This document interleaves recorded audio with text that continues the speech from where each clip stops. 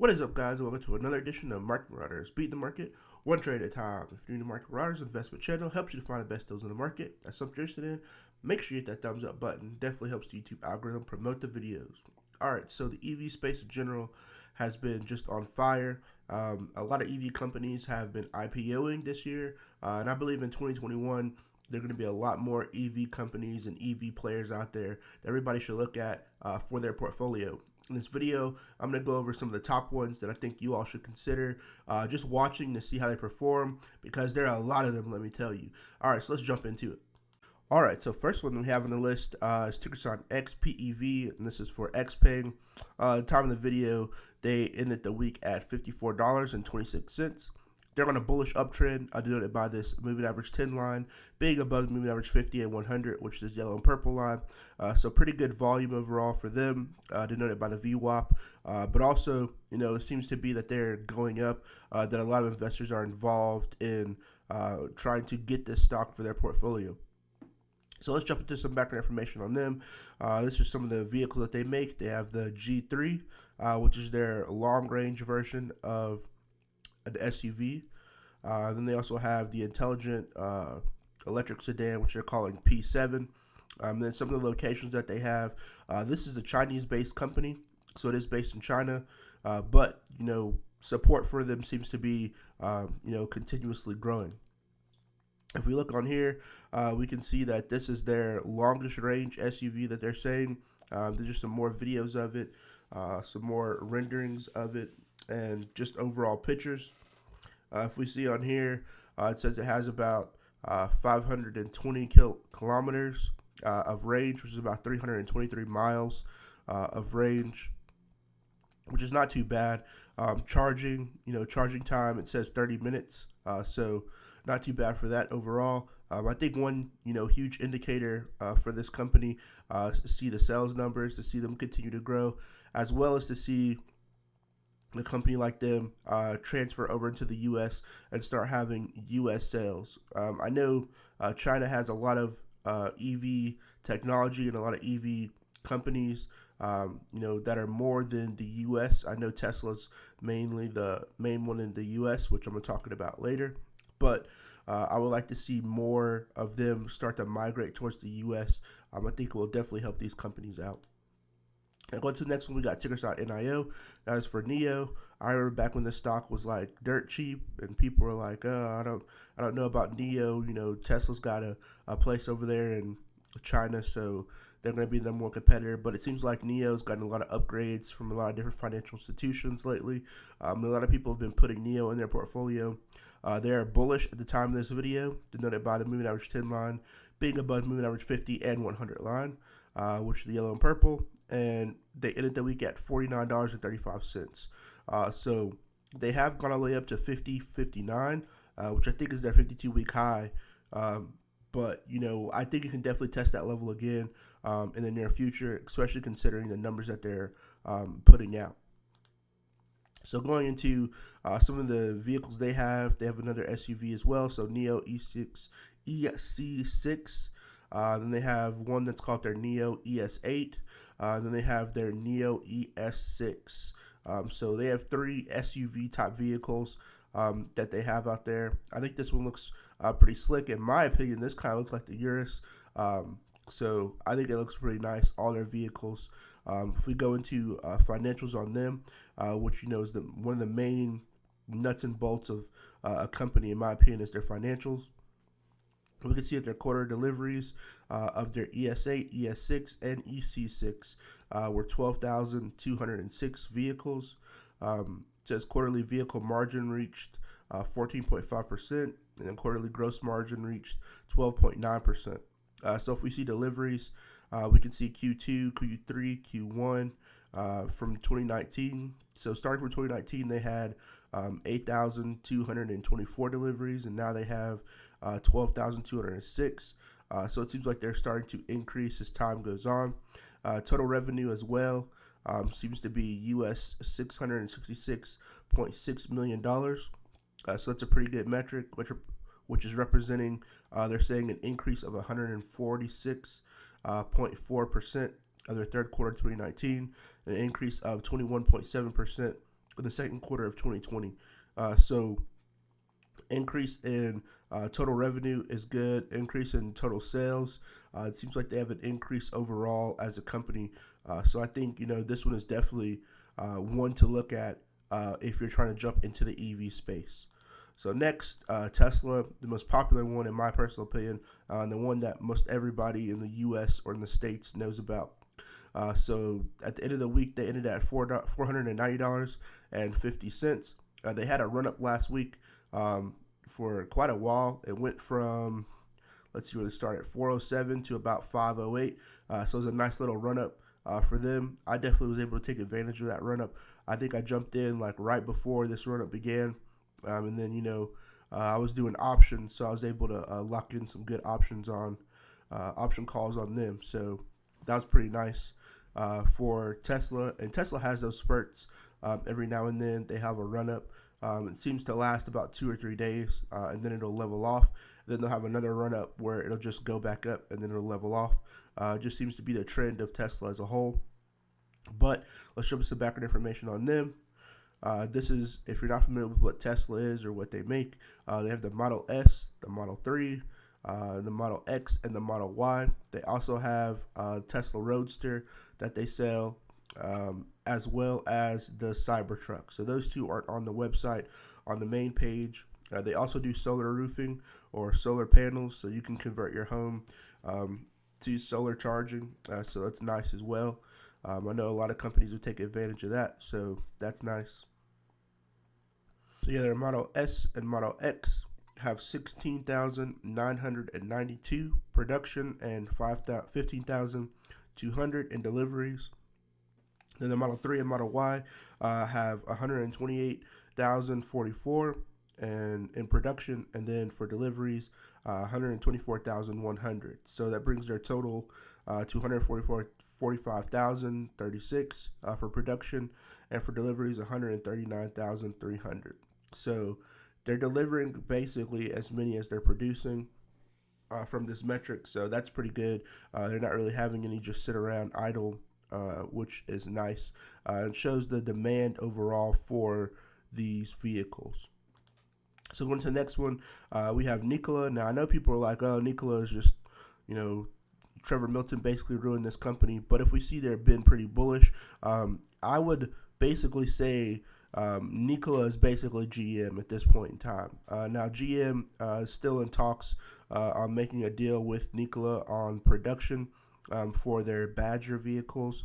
But I think, when they had their deal on the table originally, they talked about having 11% stake of the company, as well as having a board member associated representing GM. Those are very powerful moves to have in any company. It definitely can influence the company as a whole. So I think GM is definitely putting a lot of influence, I would say, into what Nikola is becoming. So they ended the week at $26.25 and are bullish, noted by moving average 10 being above moving average 50 and 100. So going into their website, has completely changed, in my opinion, from where it was before. So before, they had these allegations that came out for the company. It had, recreational vehicles. It had like jet skis and stuff on there.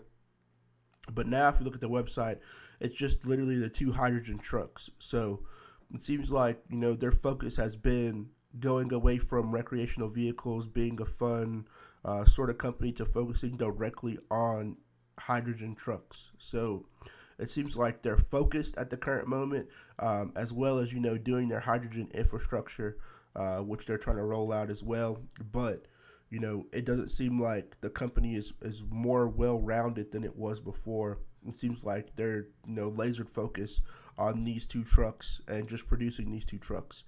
So I feel like that kind of had some sort of GM influence, but it's nice to see that the company actually has a main focus now, instead of a broad, range of capabilities that they're saying they can do.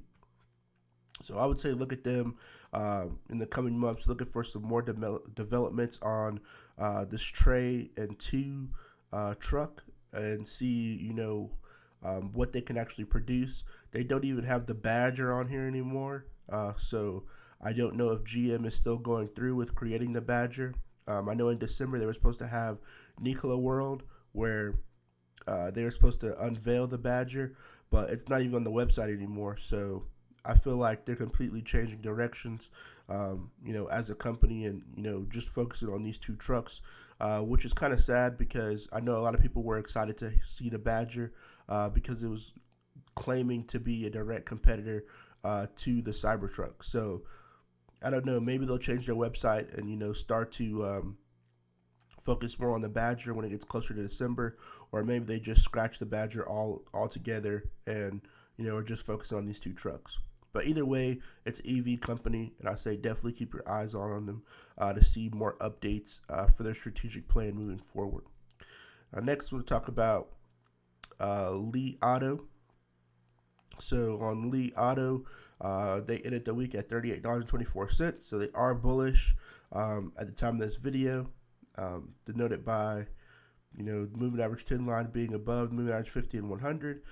They ended at 38.24, so pretty good movement overall for them.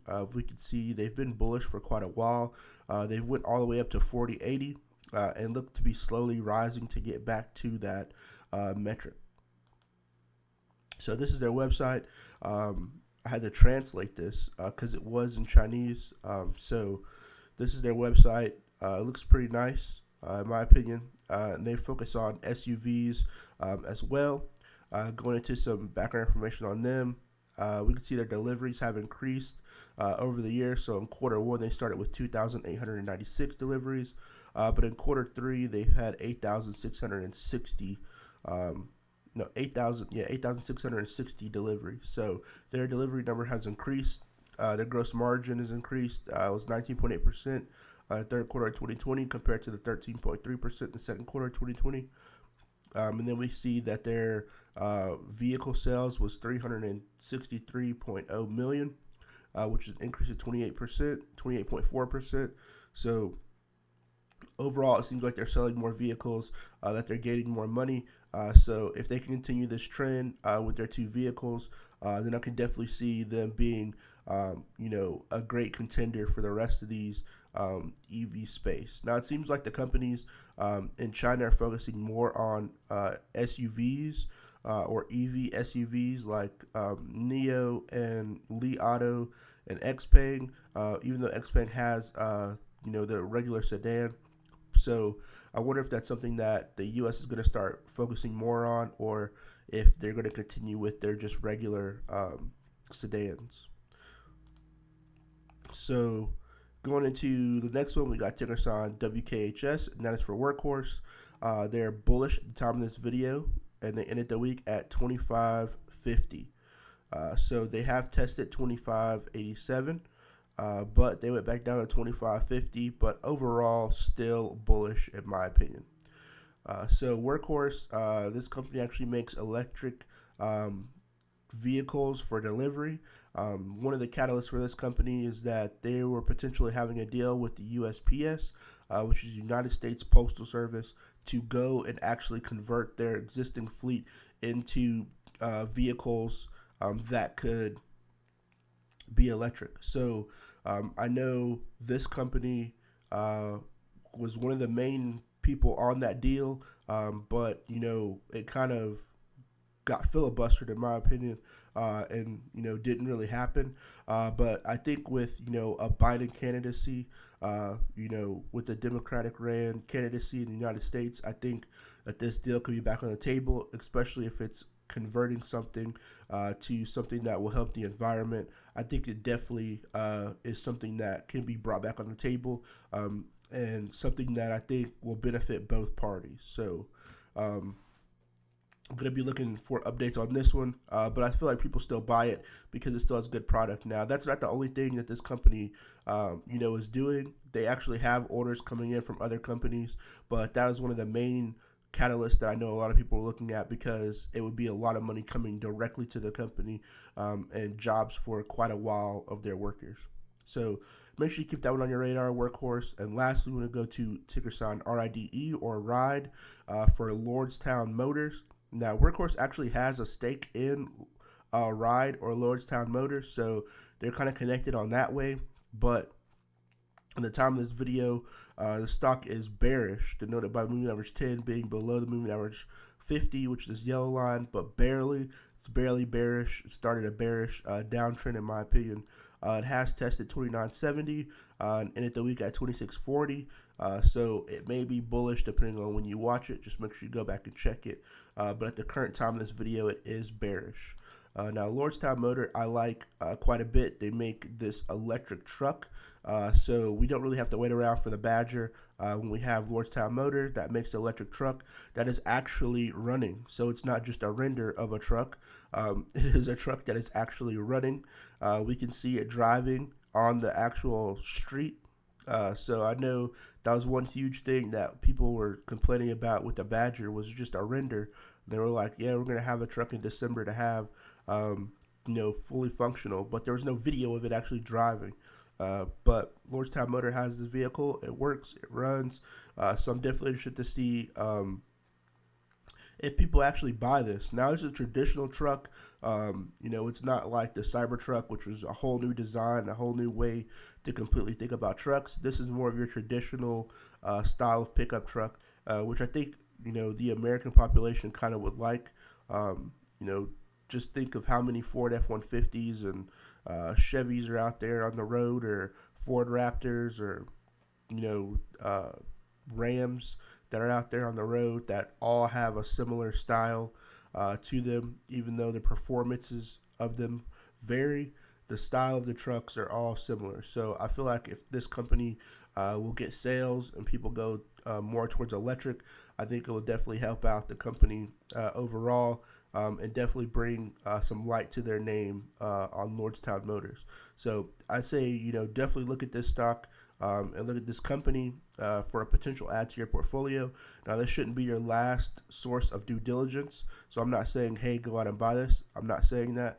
I'm saying just make sure you go look at these companies, because I believe that the EV world in general is red hot, and I think all these stocks will definitely benefit from the new presidency, as well as the companies overall making increased amount of sales as time goes on. So good luck to everybody out there trading. Hope you have a good week, and I'll see you guys next time. Peace.